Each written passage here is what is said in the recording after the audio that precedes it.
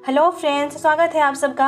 आज हम और एक ड्रामा को स्टार्ट करने वाले हैं। यह ड्रामा बहुत ही छोटा है, इसमें 2 या 3 ही एपिसोड होंगे। इस ड्रामा का नाम है मिस्टीरियस नर्स। यह एक पागल नर्स की स्टोरी है जिसे लोगों के मौत का पहले से ही पता चल जाता है, मतलब वो मौत की भविष्यवाणी कर सकती है। आई रियली होप कि आपको मेरी एक्सप्लेनेशन अच्छी लगे। ड्रामा की शुरुआत में एक लड़की दिखाई जाती है जिसके आंखों में पट्टी बंधी थी। नर्स उसकी पट्टी खोलती है और वो धीरे धीरे अपनी आंखें खोलकर देखने लगती है। और ये हमारी ड्रामा की मेन लीड है, इसका नाम बेसु है। तभी उसे एक काला साया दिखाई देता है जिससे वो बुरी तरह डर जाती है और डॉक्टर से पूछती है कि ये क्या था, पर डॉक्टर और नर्स को वहाँ पर कुछ नहीं दिखाई देता। सीन शिफ्ट होता है। बेसु बाहर बैठकर धूप और नेचर का मजा ले रही थी, तभी उससे एक लड़का टकराते टकराते रह जाता है। बेसु को उसके पीछे भी वही काला साया दिखाई देता है जिससे डरकर वो अपनी आंखें बंद कर लेती है। तभी उसे एक एक्सीडेंट की आवाज सुनाई देती है। वो देखती है कि एक्सीडेंट की वजह से उस लड़के की मौत हो गई है। ये देखकर वो और भी घबरा जाती है। फिर एंट्री होती है हमारे ड्रामा के मेन लीड की, जो गुस्से से अपने सीनियर के पास आता है। उसका सीनियर एक नंबर का ठरकी था जो अभी भी एक नर्स के साथ लगा पड़ा था। वो आकर उससे पूछने लगता है कि तुमने मेरे साथ ऐसा क्यों किया। दरअसल उसका सीनियर उसके एक पेशेंट को उससे बिना पूछे जनरल वार्ड में शिफ्ट कर दिया था। फिर उस पेशेंट की डेथ हो गई। उसका सारा इल्जाम डॉक्टर जंग पर ही लग गया। इन सब में उसकी कोई गलती भी नहीं थी और उस पर ही सारा इल्जाम लग गया। इसलिए वो बहुत ही गुस्से में था और अपने सीनियर से पूछने लगता है कि आपने मेरे साथ ऐसा क्यों किया, मुझे इन सब में क्यों फंसा दिया। उसका सीनियर कहता है अब मैं कुछ नहीं कर सकता। फिर गार्ड्स आकर उसे वहाँ से बाहर ले जाते हैं। इन सबसे परेशान होकर वो बाहर बैठा था तो उसके पास एक लड़की आती है। वो भी एक डॉक्टर थी और उसके पास जाकर बैठ जाती है। ये दोनों एक दूसरे से प्यार करते हैं, पर वो लड़की उसकी रिंग वापस कर देती है और एक अमीर आदमी के लिए उसे छोड़कर चली जाती है, जिससे वो और भी ज्यादा दुखी हो जाता है।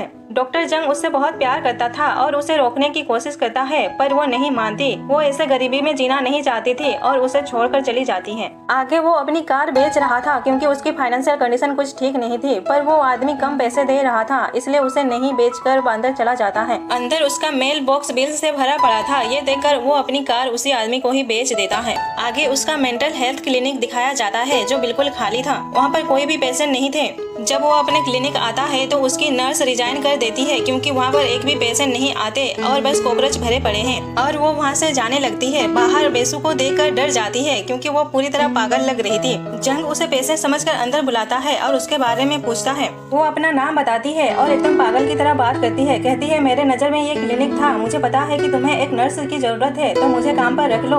और उसके पास जाकर उसे स्मेल करने लगती है। जंग उसे अपने से दूर करता है और कहता है कि अगर तुम ऐसा करोगी तो तुम्हें नौकरी नहीं मिलेगी। फिर जंग एक स्टोर में बैठकर उसका रिज्यूमे देख रहा था और फिर उसे देखने लगता है और कहता है कि नहीं नहीं, ये एक नर्स नहीं हो सकती। इसे देखकर साफ पता चल रहा है कि ये एक पागल है। स्टोर कीपर कहता है, जो उसका दोस्त भी है, तुम कब से इतना सोचने लगे, जो कहा गया है उसे करो, वो हमारी बहुत काम आएगी। फिर भी वो रखने से मना करता है तो वो उसे धमकी देने लगता है। कहता है तुमने पिछले कई महीनों से घर का किराया नहीं दिया है, अगर तुमने अभी किराया नहीं चुकाया तो मैं तुम्हें घर से बाहर निकाल दूंगा, समझ गए ना। फिर क्या था, उसे उनकी बात माननी ही पड़ती है और बेसु के पास जाकर बताता है कि कल से तुम काम पर आ सकती हो। ये सुनकर वो खुशी से बंदर की तरह उछल कूद करने लगती है और अजीब अजीब हरकत करती है, जिसे देखकर जंग सोचता है कि ये किससे पाला पड़ गया, अब क्या पागलों के साथ काम करना पड़ेगा। पर अब उसके पास कोई चारा नहीं था। अगले दिन वो क्लिनिक आता है तो देखकर हैरान ही रह जाता है। क्लिनिक तो पूरा चमक रहा था। बेसु ने रात भर जाकर क्लिनिक को चमका दिया था। उसके पूछने पर वो बोलने लगती है कि जिंदा रहने के लिए सारा काम कर लेती हूँ और कॉकरोच मेरे गुरु हैं।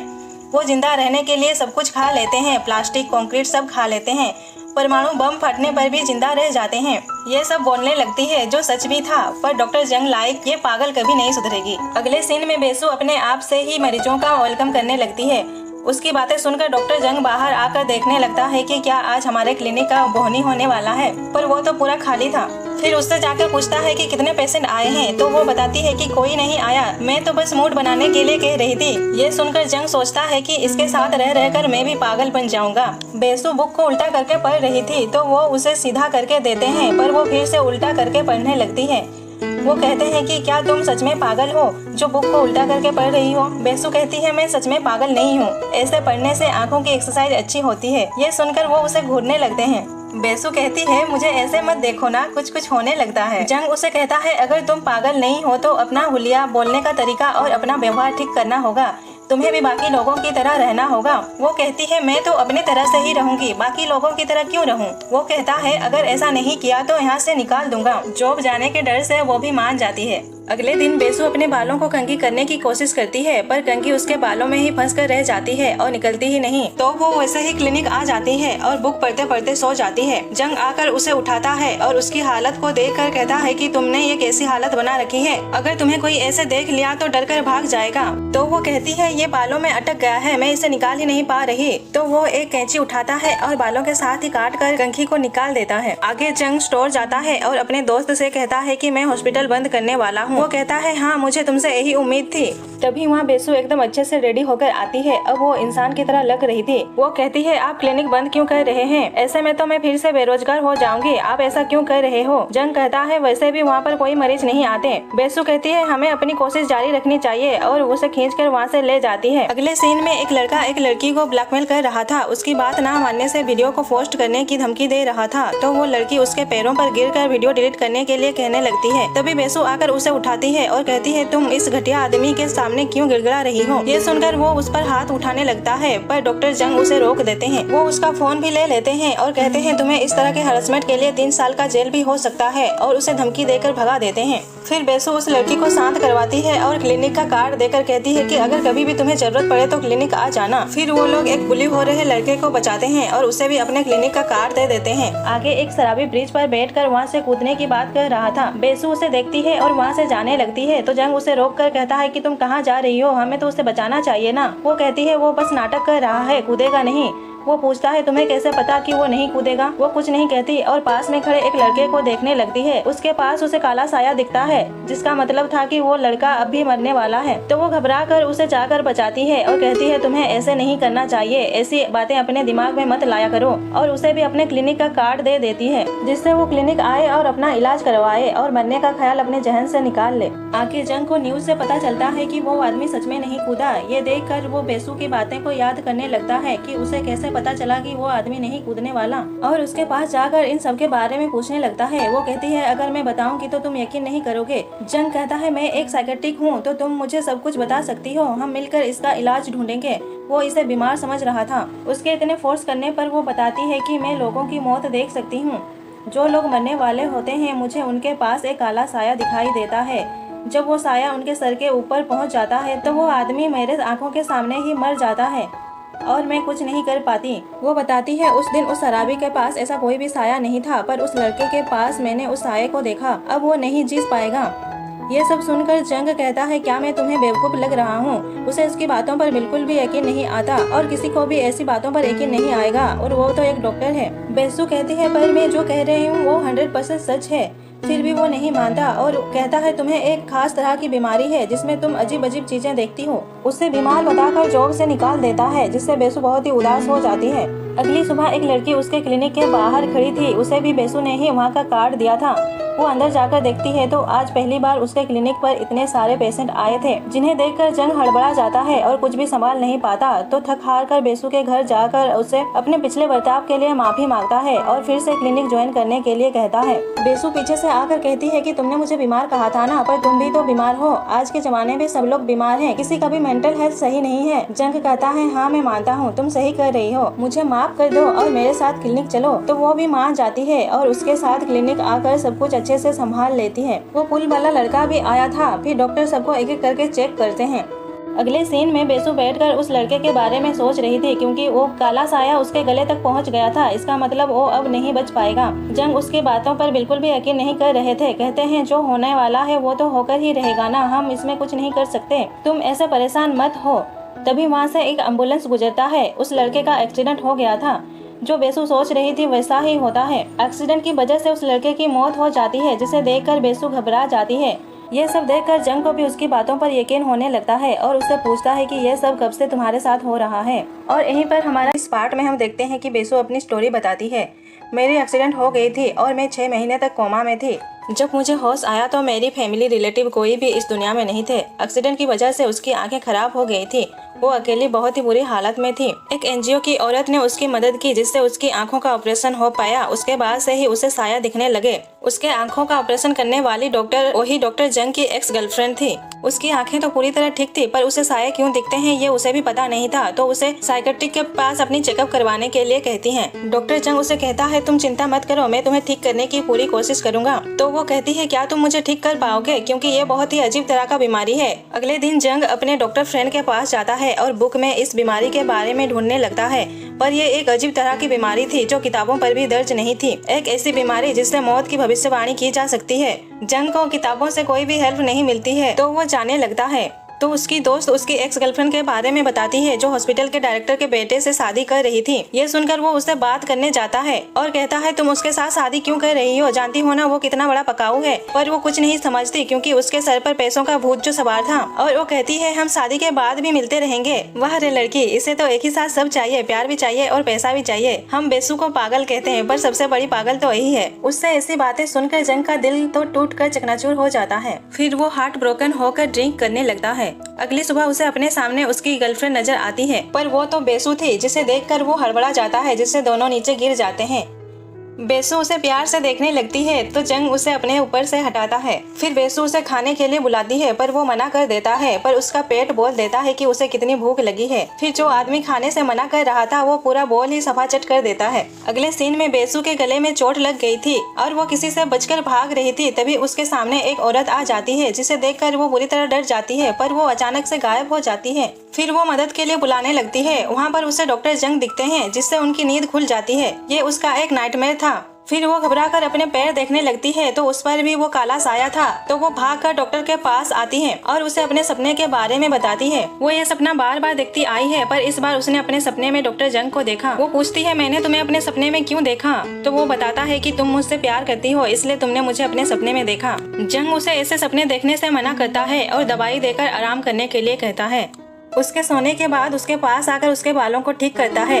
अब उसके दिल में भी कहीं न कहीं बेसू के लिए प्यार जग गया था। अगले दिन जंग एक औरत से बात कर रहा था। ये उस पेशेंट की मॉम है जिसका मौत का इल्जाम उस पर लगा है। वो उन्हें समझा रहा था कि इस सब में उसकी कोई गलती नहीं है, पर वो उसकी बात नहीं मानती। ये तो वही औरत है जिसे बेसू अपने नाइटमेयर में देखती है। बेसू भी उन्हें देख लेती है, जिससे उसे अपने नाइटमेयर याद आने लगती है और वो घबराकर बेहोश हो जाती है। उसे होश आता है तो वो उस औरत के बारे में पूछती है और बताती है कि मैंने उसे अपने सपने में देखा है। जंग उसे बताते हैं वो मेरी पेशेंट की मॉम है जो हॉस्पिटल में मर गई थी और उसी की आंखें तुम्हें मिली हैं। बेसू कहती है अब मुझे समझ आ रहा है कि ये सपना मेरा नहीं बल्कि उसका है। फिर वो उसकी मॉम से मिलने जाती है और उन्हें थैंक्स कहती है।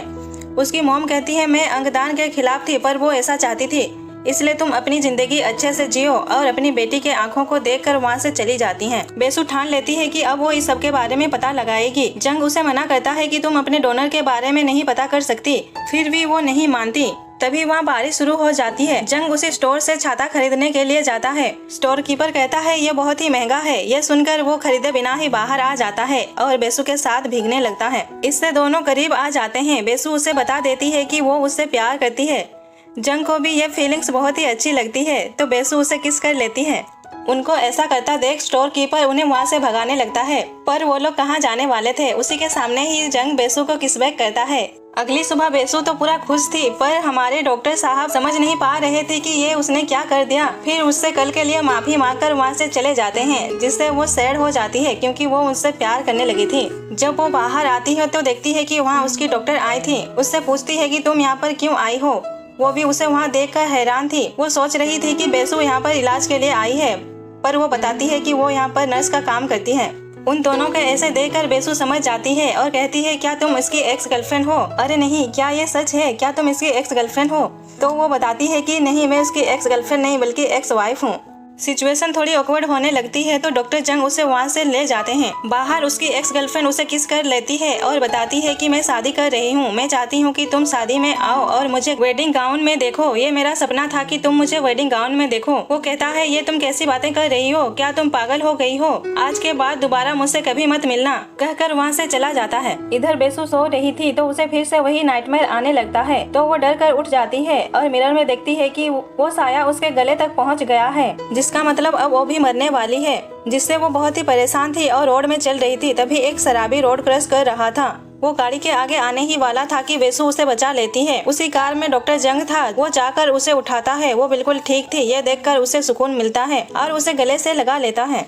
फिर दोनों हॉस्पिटल आते हैं ट्रीटमेंट के लिए। जंग उसकी बहुत ज्यादा फिक्र करने लगता है। उसे ऐसे देखकर वो बुरी तरह डर गया था क्योंकि अब उसे भी बेसु से प्यार हो गया है। जब वो बाहर जा रहे थे तो बेसु को वो सीनियर दिखता है जो उसके सपने में आता है। जंग बताता है कि ये तो डिपार्टमेंट का हेड है। फिर बेसु के सपने को सुनकर उसे भी याद आता है कि उसी ने सबसे पहले उस मरे हुए पेशेंट को देखा था और कहता है तुम्हारा सपना तो बिल्कुल सच है बेसु। फिर जंग उसके सपने को डिटेल से सुनते हैं जो हूबहू उस लड़की के मौत के जैसी ही थी। बेसु कहती है अगर ये सपना उसका है तो मैं पूरे यकीन से कह सकती हूँ कि उसने आत्महत्या नहीं किया बल्कि ये एक मर्डर है। आगे वो दोनों इसका पता लगाने उसके सीनियर के पास जाते हैं पर वो कुछ भी नहीं बताता। बेसु को अचानक कुछ याद आता है तो वो सीनियर का गला पकड़ लेती है और कहती है तुम ही नहीं उसे मारा है, मैं तुम्हें छोड़ूंगी नहीं। सीनियर उसे नीचे गिरा देता है। ये देखकर जंग भी उसे मारने जाता है पर वो भी उसे मारकर नीचे गिरा देता है और गार्ड्स को बुलाने लगता है। ये देखकर जंग उसे एक घूसा मारता है और बेसु को लेकर वहाँ से भाग जाता है। क्लिनिक में आकर जंग उसके चोट पर दवाई लगाने लगता है। उसे इतने करीब देखकर बेसु की हार्टबीट तेज हो जाती है। जंग कहता है ये तुम्हारा नहीं बल्कि मेरे दिल की आवाज है और उसे किस कर लेता है। रात में बेसु को फिर से नाइटमेयर आता है। इस बार वो देखती है कि वो सीनियर उसे कोई इंजेक्शन देता है फिर उसके साथ गलत काम करने लगता है। बेसु कैसे करके उसे हटाती है और एक कांच का टुकड़ा पकड़ लेती है उससे बचने के लिए। सीनियर उसे वो टुकड़ा छीनने के चक्कर में उसके गले में लग जाता है जिससे बाहर उसकी मौत हो जाती है। अगले दिन इस बारे में जंग को बताती है पर उनके पास उसके खिलाफ कोई सबूत नहीं था तो उसके फ्रेंड से हेल्प लेते हैं सीसीटीवी कैमरा देखने के लिए, पर वो लोग उन्हें देखने ही नहीं देते जिनसे उन्हें कोई सबूत नहीं मिल पाता। फिर जाते वक्त उनकी मुलाकात सीनियर से होती है तो जंग उस पर गुस्सा करने लगता है। सीनियर कहता है तुम मेरा कुछ नहीं बिगाड़ सकते, तुमने क्या समझा है मुझे, इसलिए तो डायरेक्टर भी मुझसे नहीं उलझते। मैं उनके बारे में ऐसी बातें जानता हूँ जो अगर बाहर आ गई तो वो सुसाइड कर लेंगे। ये सब सुनकर जंग उसे मारने आगे बढ़ता है पर बेसु उसे रोक लेती है। उसके जाने के बाद बेसु बताती है कि मैंने उसके पास वही काला साया देखा था, अब वो मरने वाला है, इसको इसके किए की सजा मिल जाएगी। उसके पापों का घड़ा भर चुका है, तुम उसके साथ मत उलझो नहीं तो तुम भी फंस जाओगे। अगले सीन में सीनियर शराब की नशे में धुत होकर लड़कियों की गंदी गंदी तस्वीरें निकाल रहा था जिससे उनके बीच झगड़ा हो जाता है और वो लोग उसका फोन छीन लेते हैं। फिर एक लड़की उसकी वीडियो बनाने लगती है। ये सब देखकर वो वहाँ से जाने लगता है कि तभी उसे एक ट्रक आकर टक्कर मार देती है और वो वहीं पर ही मर जाता है।